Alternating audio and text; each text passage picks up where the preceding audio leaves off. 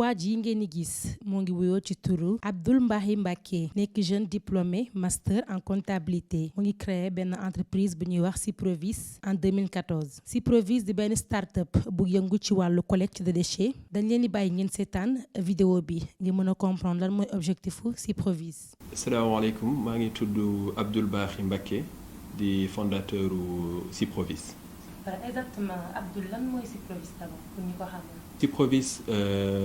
mi ngi firnde cité propre vie saine ci wolof ñu ngi koy wax gox bu set dund bu sell donc Syprovis société la start-up la boo xam mi ngi yëngu ci wàllu environnement ak lépp loo xamante ne nii dina tax dundu nit ñi gën a ànd ak kaaraange ci seen wàllu environnement. Syprovis tey mi ngi yëngu ci lépp lu jëm ci wàllu éducation ak sensibilisation ci wàllu environnement. ñi ngi yëngu ci wàllu tri ak tonni mbalit ci kër yi ak ci entreprise yi waaye duñ ci yem buñ ko tonnee ba pare jéem ko transformer recycler mbalit yooyu ñu tonni. lan ngeen di faral di gën a taamu ci mbalit bi lépp lu ngeen fa fekk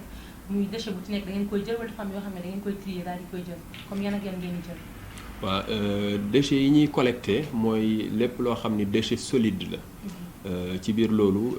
dinañ ci am plastique dina ci am carton dina ci am déchet aluminium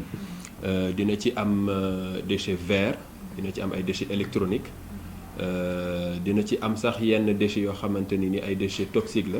wala lu ñu mën a tuddee déchets dangereux. d'accord déchets yi ngeen di faral di utiliser yi ngeen di jël noonu lan ngeen koy transformer ngeen koy jël def ko lan après. waaw c'est-à-dire li jiitu ci li ñuy liggéey parce que bu ñu waxee recyclage mooy nu ñu mën a def ba transformer déchets yi waaye li jiitu recyclage mooy tri te loolu bokk na ci révolution bi Syprovis indi tey ci wàllu naka la ñuy gérer sunu ay mbalit fexe ba nit ñi mën a séparer ci biir kër yi seen poubelle mu bañ a nekk benn pôle boo xam ne ci ngay dugal lépp waaye nga mën a jël pôle bi tas ko la ci carton nga génnee ko la ci plastique nga génnee ko li ci yàqu déchet organique nga génne ko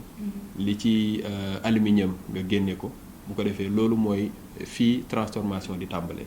te loolu ñun Syprovis dañ fexe ba nit ñi seen biir kër lañ koy defee lu jiitu ñuy ñëw di jël ci seen mbalit bu fekkee entreprise yi itam noonu ñu defal leen système de tri boo xam dañ koy mettre en place te pour faciliter loolu tey Syprovis mi ngi créer ne ay façon poubelle yu bees yoo xamante ni amu fi woon mosu fi am ci biir Sénégal te léegi ñu ngi koy gis ci biir yenn entreprise yi ci biir kër yi ci biir restaurant yi ak yenn hôtel yi Syprovis di ko fa teg nga xam ni poubelle bi day bindoo noo xamante ne ni ay compartiment lay am yu bëri compartiment bu ci nekk ànd ak couleur bi mu war a àndal am design ak sticker boo xam ne mooy wane ban xeetu mbalit moo war a dugg foofu ko defee ngir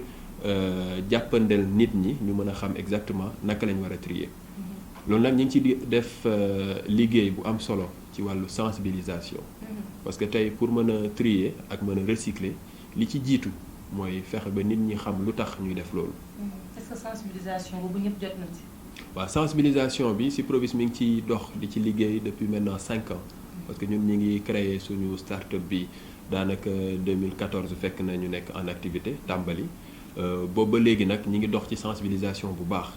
ci ñetti côté bi ci njëkk mooy ci école yi. ñuy def ay atelier classe verte lañ ko mën a tuddee boo xam ni dañuy dem ci atelier yi di def ay animation ànd ak xale yi di leen wan naka la ñu war a gérer seen poubelle naka la ñu war a bàyyee xel seen environnement yan mooy geste écologique yi nga xam ne moom la ñu war a adopté naka lañ mën a def ba seen empreinte environnementale nga xam ni maanaam li ñuy produire ci déchet ak ni ñuy dundee naka lañ ko mën a yakkanalee ba mën a léguer planète boo xam ni génération yi di ñëw la donc loolu ñi ngi koy def ak école yi ñi ngi koy def ak établissement scolaire yi waaye bu weesoo loolu it ñi ngi def sensibilisation ci ménage yi maanaam ci borom kër yi ñi nekk seen kër di leen sensibiliser ci naka lañ mën a trier seen déchet naka lañ mën a gérer seen déchet ba nga xamante ni dina wàññi impact bi déchets yooyu di am buñ génnee seen biir kër ñetteelu point bi ci wàllu éducation ak sensibilisation ci environnement ñi ngi ko jagleel entreprise yi nga xam ni actuellement Syprovis mi ngi def ay session di animer ay session de formation yoo xamante ne ni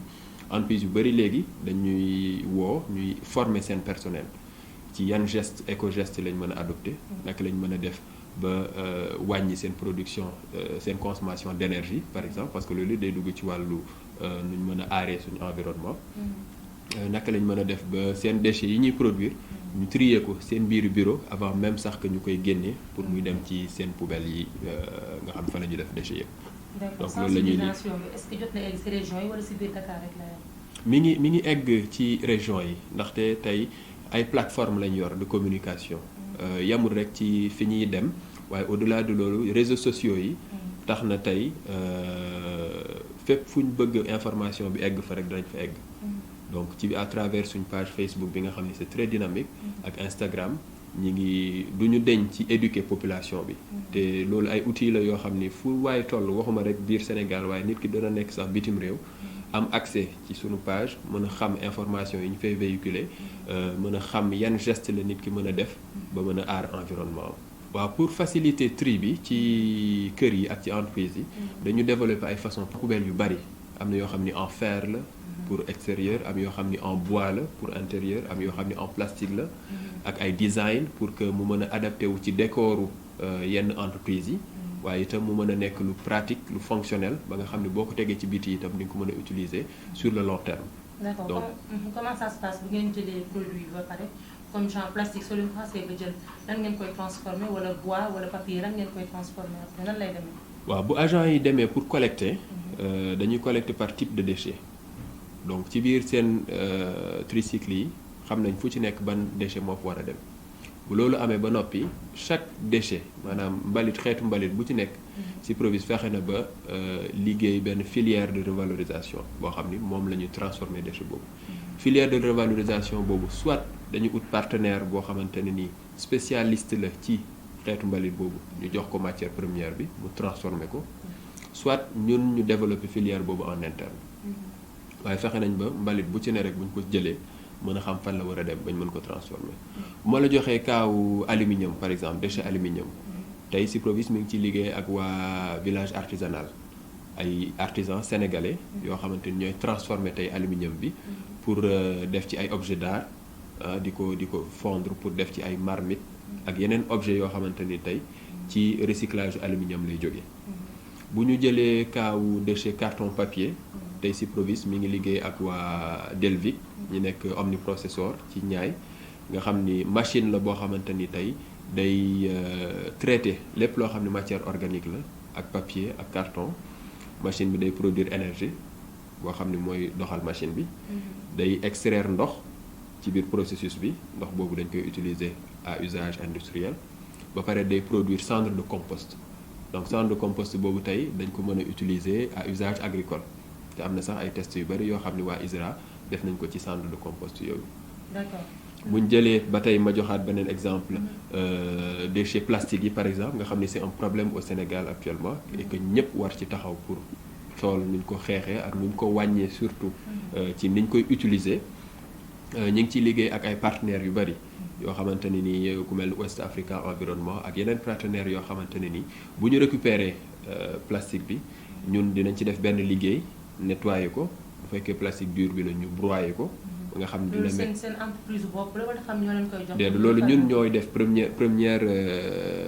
traitement bu njëkk boobu ñun ñoo koy def. bu ñu ko defee pare dinañ am un produit semi fini boo xamante ne dinañ ko mën a dem nag léegi joxaat ko des entreprises spécialisées dans la transformation du plastique ñooñu mën ko utiliser pour defar ci ay chaises defar ci ay panne defar ci ay siwo defar ci ay pollu mbalit. yoo xam ne dañ ko mën a utiliser waaw léegi da ngeen siy am part ñoom tamit dañ siy am part. waaw c'est-à-dire ñun produit semi fini bi bu ñu leen koy jox. ci la ñuy am part ci par rapport ak li ñu leen koy joxe. en fonction de quantité yi en fonction de volume yi ñu leen di jox en fonction de itam type de plastique bi parce que plastique yëpp du benn nit ñi dañ naan plastique rek ay plastique yi dañu bari te wute am na plastique yoo xamante ni tey c'est yii ñoo gën a yomba transformer ak recycler que yeneen machines yi koy recycler bokkul donc loolu tax coût yi ak prix yi nga xam ne moom la ñu joxe waate plastique boobu itam dafay wute. D'accord, yan zone ngeen di faral di gën a dem pour def triage foofu noonu pour jël déchets yi. actuellement ci Provis mi ngi fépp biir Dakar tey dañu yore une flotte de tricycle yoo xamante ne ni quartier bu ci nekk am na ay tricycle yu fay dem parce que ñun suñu modèle suñu business model mi ngi basé wu ci utilisation tricycle muy moto 3 roues te loolu itam bokk na ci li révolutionné tey gestion wu mbalit biir Sénégal. d'accord am na ay cantines yu gisoon ñu def ci Recuplace da ngeen di liggéey ak ñoom wala. waaw Recuplace itam suñu ay partenaires lañ. vraiment ñoom dañuy liggéey ak ñoom ci wàllu plastique bi itam. comme ni ma la waxee sànq West Africa Environnement Recuplace itam partenaire u Cyprovis la. ñu liggéey ak ñoom bu baax itam ci wàllu recyclage du plastique bi. pour dellu si waat li ma doon wax sànq ci tricycle yi. c'est important parce que tey au-delà de Cyprovis sax léegi ñi ngi gis yeneen i nit yoo xamante ne nii. dem nañ ba gis njëriñ bi nekk ci modèle bi ñu proposé ba ñooñu itam ñu ngi ciy dugg di indi ay tricycle di collecter mbalit mais idée bi moom ci Cyprovis la jógee ñu xalaat ko saytu problématique bu gestion des déchets biir Sénégal xam ni oto mbalit mi dafay jaar ci mbedd yu mag yi waaye amul accès ci biir quartier yi nga parce que yoon yi dafay xat nit ñi amuñu service de proximité bu leen mën a permettre ñu mën a génnee seen déchet joxe ko donc da nga daan gis nit ñi toog ba guddi génnee seeni mbuus dem sànni ko ci diggu mbedd bi donc ñun ci constat boobu la ñu basé wu ne lii mooy problématique gu gestion des déchets moo tax ngay gis ay dépôts sauvages laxistes foo tourner ci biir dëkk bi ñu ne naka lañ koy xeexee il faut que ñu trouver moyen de collecte boo xamante ne dina répondre ak réalité wu ni quartier yi configuré pour loolu la ñu xalaat nag un tricycle parce que tricycle bi dina mën a dugg ci zone yoo xamante ni tey camion mënu fa dugg mën a servir de relais pour dem atteindre population boo xamante ne ni daawuñu am accès ci service de collecte mën a collecter loolu mën a dellu siwaat liggéeyaat encore ak oto mbalit yi parce que li ñuy proposé du pour changer wala dindi fi oto mbalit yi waaye service la boo xam ne c'est un service complémentaire buy ñëw dimbali leen pour que ñu mën a am accès ci zone yoo xamante ne ni amuñ foon accès. d'accord yéen da ngeen di liggéey ak ñoom wala oto mbalit. di liggéey parce que exact parfois dañu recruter ay mutuelle yu bari. dañuy gis ñoom dañ koy faral di dajale ci benn côté sax. da ngeen di liggéey ak ñoom wala loolu ñoom ñoo ko moom. waaw loolu ñoom ñoo ko moom waaye ñun dañuy liggéey ak ñoom dañuy liggéey ak UCG. bi nga xamante ne ni tey mooy yore lépp lu jëm ci wàllu gestion mbalit ci biir Sénégal dañu liggéey ak ñoom ci lu bari ci biir loolu. bu ñu jëlee déchets yi parce que déchets yi du lépp lañ mën a recycler am na une partie boo xam ne dañ koy tuddee déchets non recyclables nga xam ne mënuñ ko transformer su boobaa dañ koy mën a jox waa UCG ñooñu mën ko yóbbu ba ci centre bi nga xamante ni fa la ñu war a dajale mbalit mi ñooñu mën ko yóbbu foofu donc dañuy liggéey ak ñoom récemment rek ci am na benn projet bu am solo bu ñu def Touba tuddee ko Touba ville propre liggéey ci ak waa UCG liggéey ci itam ak waa Sonatel ba nga xamante ne ni tey Cyprovis doté na Touba de 100 poubelles de tri yoo xamante ni seen capacité bu ci nekk 240 litres la te 200 poubelles de tri yi bu ci nekk ñaari compartiment lay am de 240 litres nga xam ne day nekk 480 litres poubelle bi bu taxawee poubelle yooyu itam lu jiitu màggal gi positionné nañ ko fépp ci biir dëkk bi ci kër sang yi ci résidence kër Sëñ Touba yi nga xamante ne nii ñoo ko soxla woon ba macha allah màggal gi nit ñi mën a def seen trier seen déchet plastique ak seen déchet aluminium ñu ànd ko waa Sonatel. d'accord par jour ñaata kilogramme déchet ngeen jël ci gars yi boo leen dajale yëpp par jour. dina passer 10 tonnes moom minimum par jour. ndaxte tricycle yi ñu yor bu ñuy collecter ça dépend itam ci fréquence de collecte bi parce que formule yi Cyprovis di proposer tey di nga gis koo xamante ni dañ koy jëlal mbalitam chaque jour. waaye di nga gis itam ku am appartement bu ndaw boo xam dañ koy jëlal mbalitam 4 fois par semaine wala 2 fois par semaine wala sax benn yoon par semaine bu ko defee fréquence de collecte yi dafay ute en fonction de formule yi ñuy proposer nit ñi ak entreprise yi donc dina am jour yoo xamante ni mbalit mi dana gën a bari parce que dañuy jëlandoo client yépp waaye dina am jour yoo xamante ni itam duñ jël ñëpp parce que am na ñoo xam ni suivant seen formule 2 fois par semaine rek lañ leen war a jël su boobaa volume bu déchet bi dina wàññeeku. d'accord si côté transformation bi day jël temps wala mën ngeen ko def pour une journée bu ngeen xasee ba def triage ba pare. non transformation bi process la boo xam ni dafay jël temps li tax muy jël temps mooy déjà bu ñu collecté ay déchets yu bari la ñuy collecté nit ñi bu ñu trier déchet bu ci nekk war a dem ci filière bi koy traité. donc bu yegsee yii war a dem ci partenaire bi traité déchet plastique bi yii war a dem ci partenaire bi war a traité déchet électronique yi déchet organique yi war a dem ci suñu centre de traitement bi nekk Bambilor donc bu ci nekk dafa am fu mu war a dem bu demee ba déchets yi egsi foofu itam partenaires yooyu mën a commencer ñoom tam seen liggéey donc traitement bi mën na jël temps en fonction de quantité bi produit bi mbalit bi ñuy collecté waaye itam en fonction disponibilité par exemple bu demee ba yegsi ci centre de stockage bi mën na fa def une semaine en fonction de volume bi fa nekk parce que am na ay déchets yu ko fa jiitu woon yoo xamante ni ñu ngi leen di traité bu traitement boobu jeexee ñoom tam ñu mën leen traité. d'accord dafa mel ni Siprovist wàññi na tamit lu tax ñu naan chômage tax doon na fi problème aussi ci côté recrutement ñaata jeunes ngeen yor fii. waaw actuellement ñi ngi ak 22 personnes yoo xamante ne nii ñi ngi liggéey bis bu ne ci service bi di collecter déchets yi waxuma sax partie administration bi waaye ñi nga xam les collecteurs ñi nga xam ne ñoo yor tricycle di ko dawal donc Siprovist ba mu tàmbalee ba nëgg ni mi ngi jox jeunes yi emploi. waaw loolu moom bokk na ci sunu xeex fexe ba wàññi chômage ci biir réew mi jox jeunes yi seen chance te itam ñu xam ni lii ñuy liggéey ci wàllu mbalit mi dañ ko moderniser te ku ne xaj na ci te niñ koy liggéey itam rafet na ànd na professionnalisme loolu tax na it jeunes yi ñuy gis ñuy liggéey gën a xemeem li ñuy def ba da ngay gis sax léegi jeune boo xamante ni day ñëw gis Siprovist ni mu rafetee moom itam mu bëgg def lu mel noonu. pour suivre. seen motocycle yi est-ce que am na ci biir banlieue bi ak peut-être ci yenn village yi wala ci biir Dakar fii rek la yemagul. non day dem ba ci banlieue yi day dem au-delà de banlieue yi sax fi mu ne Siprovist mi ngi prévoir dem Mbour ak Thiès parce que li ñuy indi solution la. solution boo xamante ni mën nañ ko appliquer fépp. waxuma biir Sénégal sax waaye yeneen pays africains yi nga xam ne ñoom ak waa Sénégal ñoo bokk même problématique ci gestion des déchets solution bi mën na fa dem mën na fa appliquer te ñi ngi liggéey itam ak yenn partenaires yoo xamante ne ni ñi ngi en dehors du Sénégal te bëgg itam Siprovist mën a egsi ci dëkk yooyu. donc yemut rek ci biir Dakar. day dem fépp waaye loo gis lu nekk day tàmbalee benn di avancer. ba ñuy doog a tàmbali tey Sicap Foire lañ commencé benn quartier donc bu ñu mënee dem ba di couvrir Dakar yëpp mën a dem ba incha allah mën a couvrir Sénégal yëpp ba Siprovist itam mën a génn au-delà de réew mi itam. d'accord est-ce que état wala ministère de l'environnement bi nga xam ne peut-être ci loolu ngeen di yëngu ak ñoom ni est-ce que jëm nañ leen contacter pour xool naka ngeen di liggéey wala yéen ngeen contacter leen pour expliquer leen peut-être seen format wu liggéey. waaw xam nga ministère de l'environnement mënuñu ko ñàkk a boole ci li ñuy def ndax moom mooy ki fi taxawal état ci lépp lu jëm ci wàllu environnement te ñun itam li ñuy liggéey dafa tegu ci code de l'environnement mooy suñu ligne de conduite tey mënuñu def lu jéggi li nekk ci biir code de l'environnement donc ministère de l'environnement approché nañ leen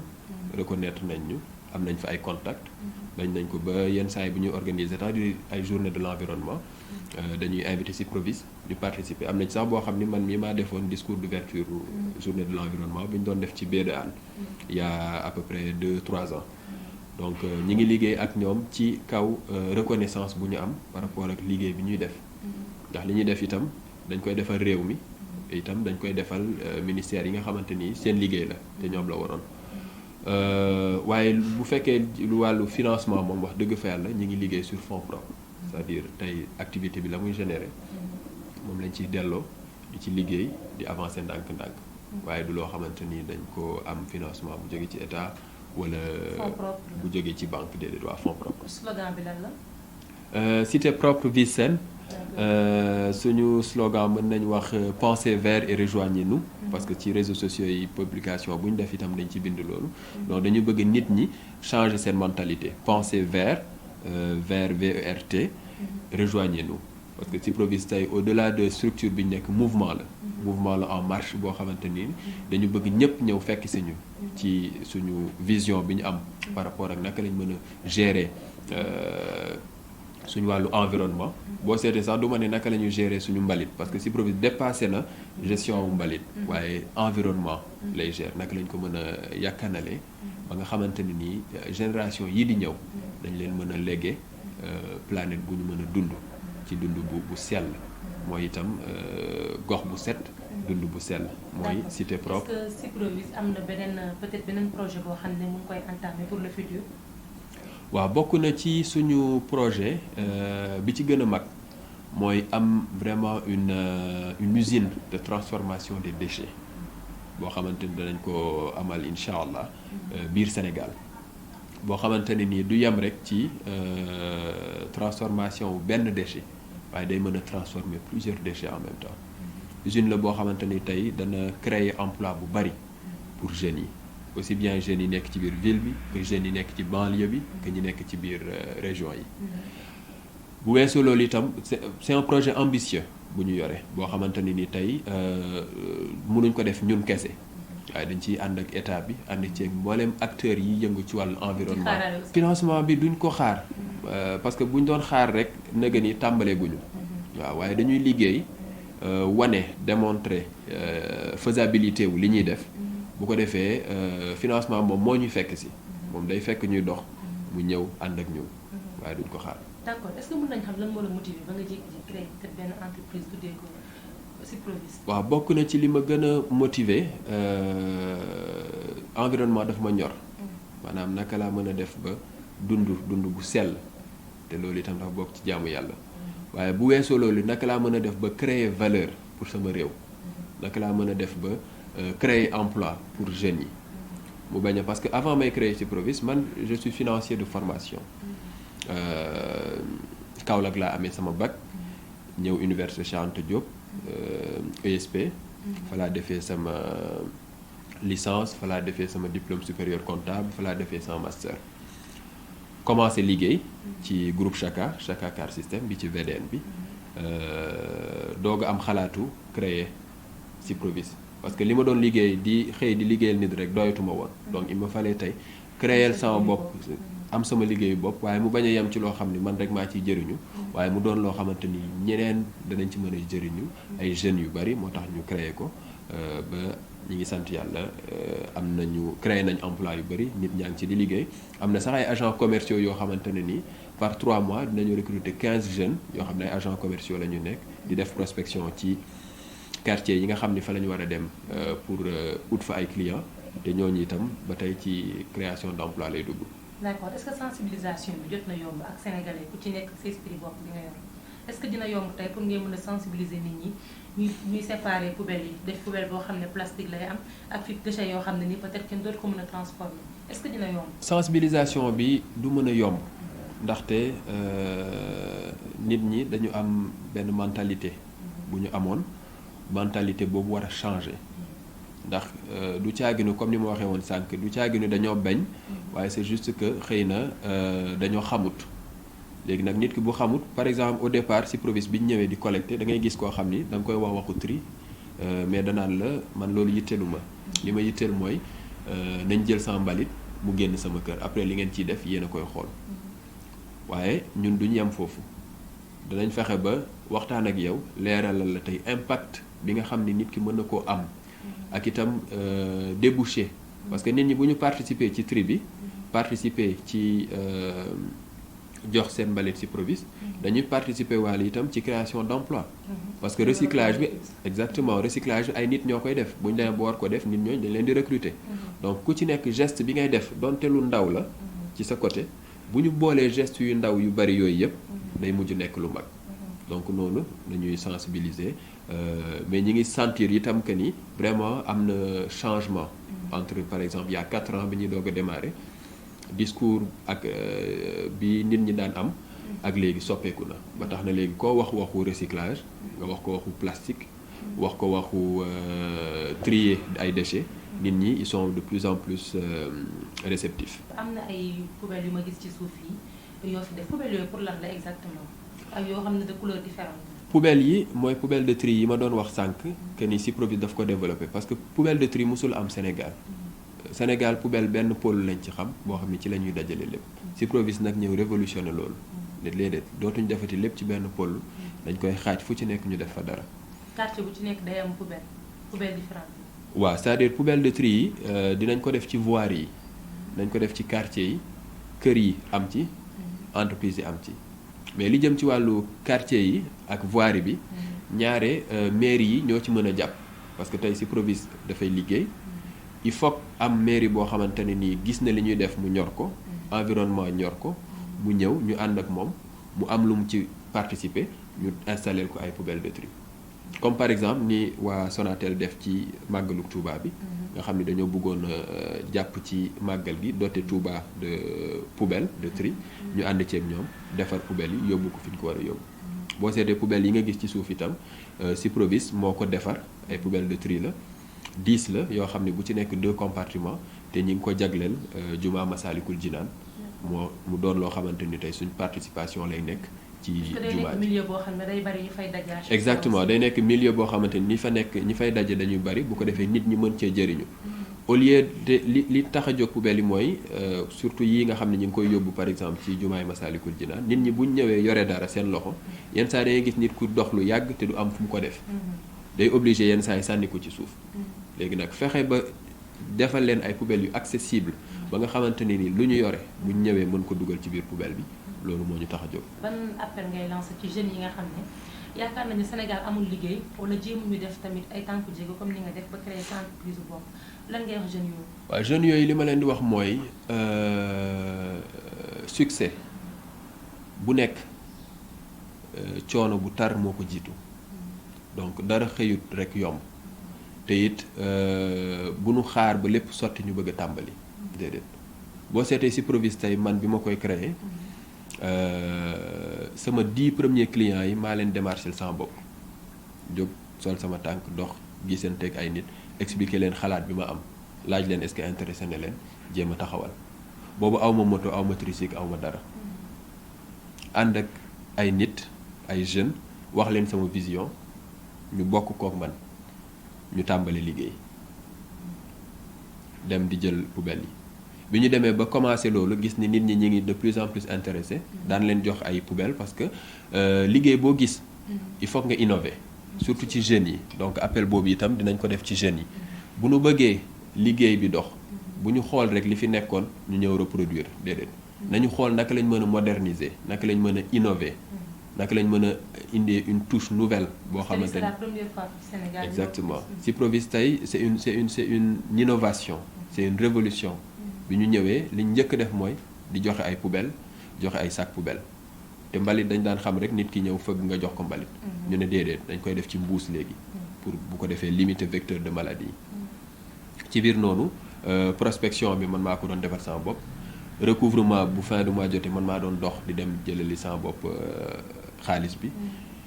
moto yi daan ko gérer sama bopp ba fi mu nekk nii ci samay moto bu ci panne ku ma woo à distance mën naa la wax lan la sa moto panne te du ma mécanicien pour wax leen rek ni ci étape yépp collecte bi ak lépp fa laa jaar ba tax na léegi day tax maîtrise bi may am ci liggéey bi fi mu ne sama bureau laa nekk toog de ñoom ñuy liggéey waaye mënuñ maa wax lu ma ci xamul am na ci sax ñoo xam ne man maa leen jàngal naka la ñu dawalee tricycle ñoo xam ne dañ fay ñëw ñu war leen former mënuñ dawal tricycle par étape nga doon def. waaw nga xam ne ñu bari fii ci sama employé yi tey di dawal tricycle di dem fu nekk ci dëkk bi man maa leen jàngal nu ñu koy dawalee pour wax rek que ni jeunes yi bu nu xeeb dara li am solo mooy am vision am ambition ba pare nangoo liggéey nangoo sonn parce que dara xëyut sotti 10 clients lañ tàmbalee tey am nañ plus de 1000 clients biir Dakar amuñu woon sax tricycle bi ñuy tàmbale tey am nañ plus de 15 tricycle biir Dakar donc loolu xëyut rek sotti xëy na bu fekkoon ni dafa métti ci tàmbali ñu bàyyi xëy na ni kon duñu yegg si fii waaw c'est-à-dire service bi ñuy fournir nit ñi mooy service de collecte déjà service de collecte la boo xamante ne ni ñoom clients yi danañ fay par rapport ak pour ñu jëlal leen seen mbalit ñoom clients yi dañuy fay pour ñu jëlal leen seen mbalit comme ni entreprise yi di fayee pour ñu jëlal leen seen mbalit léegi ñun ñu dem ba dugal ci intégrer ci notion de tri di triyeloo kër yi ak entreprise yi pour que seen déchets yi ñu mën ko recycler mais tey recyclage bi tollut foo xamante ne nii dañ ciy générer xaalis bu bari bu tax bu mën a fay par exemple 30 personnes employés yi nekk ci Syprovis wala lu mel noonu donc source de revenu bi ci ëpp ci ménage yi nga xamante ne nii ñoom ak entreprise yi ñuy collecter seen déchets ñuy fay chaque mois moo ñu mën a permettre tey ñu mën a couvrir charge yi doxal activité bi waaye nag bu ñu demee ba recyclage bi dox ba nga xamante ne ni filière de recyclage yi bu ci nekk mi ngi générer revenu su boobaa benn dina wàññi li ménage bi doon fay pour ñu collecter ko déchet waaye bu eggee fa mu war a egg dëgg sax dina dem ba su boobaa ñun ñooy neexal ménage bi. pour mën a jël si déedéet ay formule la yoo xam ne dañ koy proposer ménage ak entreprise yi en fonction de fréquence bi ñu leen di collecter mooy li ma doon wax sànq chaque 2 jours wala tous les jours wala une fois par semaine en fonction de fréquence bi mais en fonction de volume bi itam volume de déchet bi est-ce que 50 litres la par jour est-ce que 100 litres la est-ce que dépassé na 100 litres donc formule yi duñ tolloo en fonction de fréquence bi ñu lay collecter en fonction de volume de déchets bi ménage bi di produire ak en fonction de zone bi nit ki nekk la ñuy mën a xam ban formule ak en fonction de li ñu lay jox itam comme avantage par exemple fekkee poubelle de tri yi ñu lay tegal sac poubelle yi ñu lay jox tous les mois produit détergent yi ñu ciy boole pour setal poubelle bi loolu mooy déterminer ban formule la ñuy appliquer. d'accord yéen kon boo leen joxe poubelle dafa am ay produits yu muy àndalaale.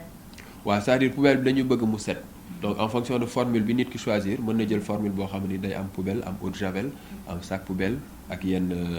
balai wala yu mel noonu pelle yi nga xam ni dina tax daal du ñu yem rek ci collecte déchets. waaw ak sac poubelle yi moom day bokk ci formule yi tout le temps. sac poubelle soit nit ki day am ay sac poubelle am mu jël collecte bi kese sinon mu jël collecte boo xam ne dañ koy fournir tous les mois des sacs poubelles.